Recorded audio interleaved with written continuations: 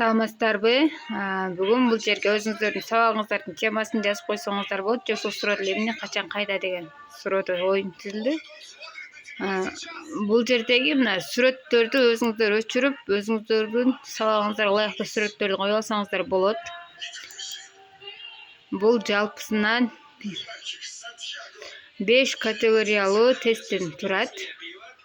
Мына 10 дегендерге жеңилирээк суроо, 20га бир аз андан татаалыраак, ошондо 50ге эң татаал суроону жазасыздар. Эми буну ойнотуш үчүн показать слайдка киресиздер. Сначаланы басабыз. Стартты басабыз. Окуучулар бул жерден чыгат да, мисалы үчүн мына жерге темада акыл ордо сыяктуу болуп турсаңыздар болот. Бул жерде канаттуулар, тарых, манас деген сыяктуу темаларды жазып коебуз. Же командаларга көрүп койсоңуз болот. Биринчи команда, экинчи команда, үчүнчү командага ылайыктуу суроолор деп. Мисалы үчүн биринчи окуучу чыгып эң татаал суроону тандашы мүмкүн. 50-нү басса, ошо 50ге ылайыктуу.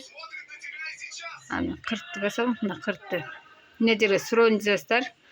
Окуучу жооп бергенден кийин туура жооп берди, ката жооп берди. Бул жерди басуу аркылуу текшерип алабыз. Жооп кайтып башкы бетке барыш үчүн төмөн жактагы 3 бурчтукту басып коебуз. Эки суроо алмашып кетиптир ордулар.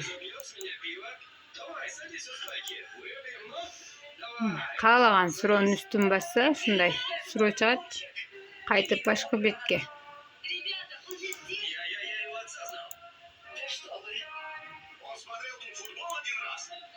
Шуну алып ойнотосуздар.